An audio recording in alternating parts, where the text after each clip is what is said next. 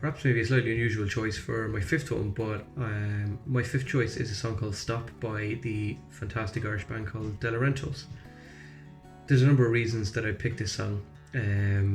It's one of the songs that I learned.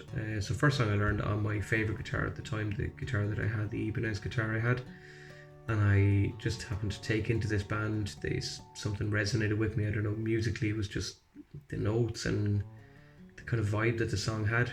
And there's something about the chorus of Stop that the drum beat in it for some reason just catches me. There's something about certain drum beats that just catch me. And in Stop, even though you've got this repeated sort of single note, very high note played in the background constantly, for me playing it on the guitar, it was a joy to play because you could play along with the song and you just felt like you were part of it. Now there's another side to that story as well, why I've chosen that song. Delarentos came to play in my hometown of Mullingar, in the Stables, I think it was, a good few years back, maybe 12, 13 years ago. And at the time I was driving my granny's car, her Polo, just before she passed away, and I was driving that car. And I had 4 friends in it. We were all going to see Delarentos that night, and I was still a very young driver, so Stop was playing on the radio at the time. We had it playing somehow, I can't remember what it was, plugged in or whatever. And I went to park the car as a very young driver, and I parked the car on the street and missed a pedal, and just as the single note background to the chorus is coming on, I remember it well, I tipped the front of the car into a Range Rover, or I think it was a Range Rover, very expensive Jeep. And if that wasn't bad enough, I then in my panic, I reversed the car back just to move away from it, and I reversed it too quick and I hit the back of the car into a Mercedes. And there was a bouncer at the nightclub, just literally at the car, and was wondering what the hell was going on. And Delarentos was still playing in the background the whole way through it, and that stands with me forever. That is one of the most bizarre ways to remember a song, but anytime now I hear Stop come on my Spotify playlist or whatever it is, and I might be commuting back from Dublin myself in the evenings, there's a little part of me that chuckles on the inside, particularly when the chorus comes on, because it's almost like the band, by shouting Stop, were trying to tell me something that night. And that song is just amazing as well.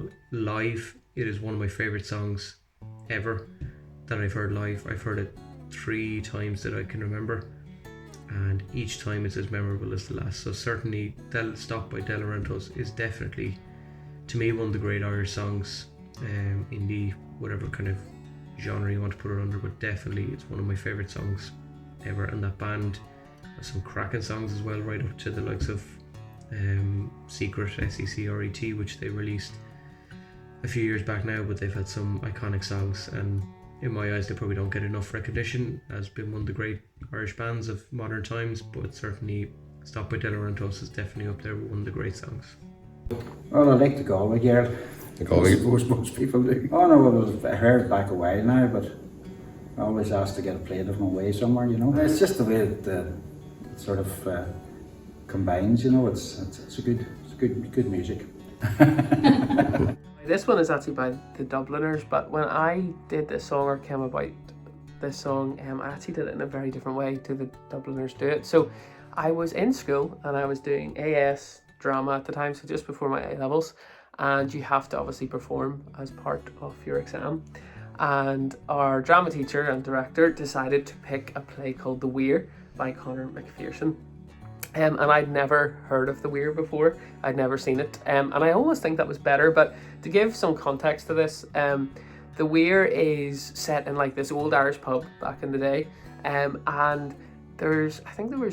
we could only do it with 4 or 5 characters. I'm not sure if there was that many more.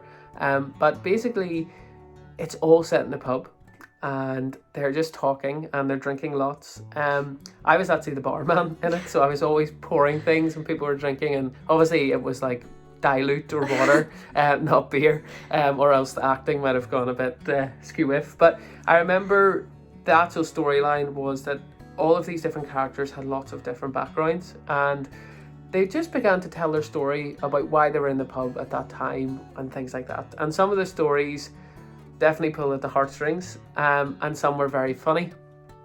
And I think then one of the girl who was the character was very quiet the whole time, and we were a wee bit like suspicious, and it kind of brings in this supernatural side of the story. And I can't even remember the ending of the play, which is bad because I was in it, but I know that's very bad, but it was a long time ago. But I think there was some supernatural aspect where she had died and she wasn't even there, and this was her story about she had gone to a pub one night, something had happened.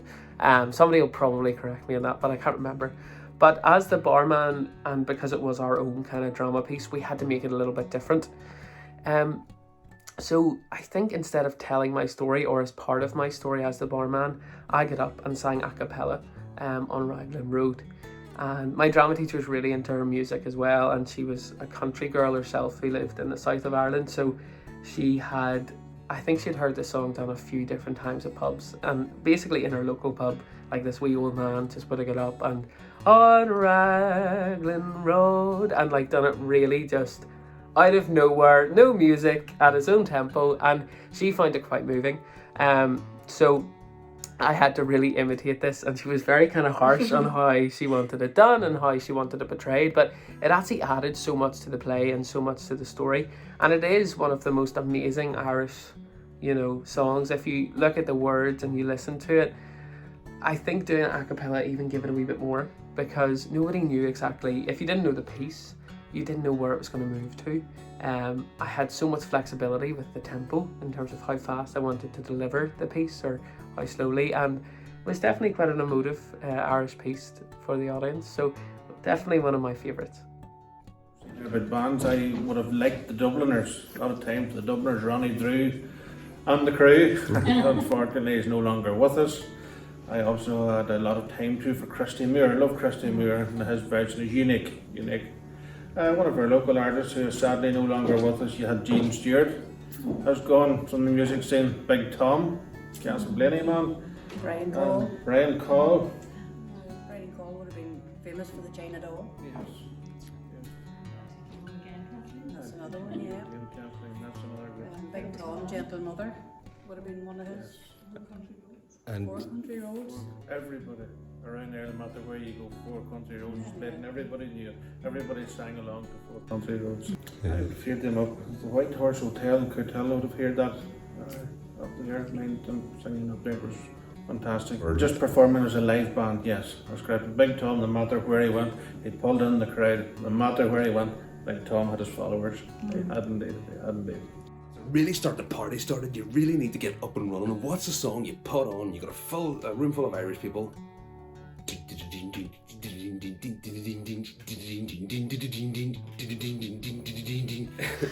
Maniac 2000 is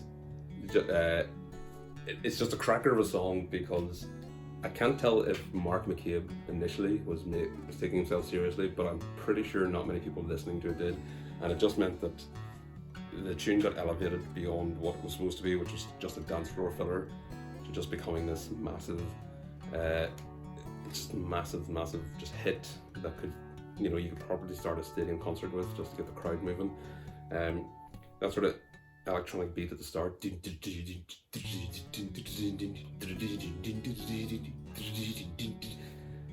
just gets you moving. Even though it's me just miming it. You can already feel you can already feel your spine starting to wiggle. The chorus is obviously sampled from the Supergrass song, or Supertramp song, my apologies. And it's quite catchy, but the lyrics are, even though they're very basic's the wrong word, they're very functional, but they work just exactly right. She was like to get her thrilled. Okay.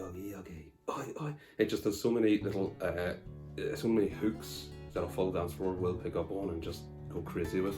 It's just wall to wall hooks, and again, because it is just such a fun track to be around people when it's on, it just makes for. I'm just going to put it in my list as one of my favourite Irish songs. Well, that made number one for quite some time in Ireland, way back in the top 30 hits days. Again, It was just a time and a place when Irish dance music, well, dance music in Ireland was extremely popular. It was the sort of the time of Chemical Brothers and Creamfields and all of this. And there's a few other dance tunes I could have put in, like Yolanda, and if those were from Ireland. But I just wanted to bring this one in because it is such a huge, super massive hit. Yeah, if everyone's gathered at a party and the energy's a bit dull, it's a bit flat maybe, the DJ, any good DJ should get that song on straight away, get the crowd moving, get the blood pumping, get the party started. But anytime you're at a festival or something and you pitch up your camp and you have the loud music, put Maniac 2000 on and you will just draw all the Irish people. They'll just sort of, they'll be like Pavlov's dogs, their ears will just pick up and they'll know there's Irish people to be met.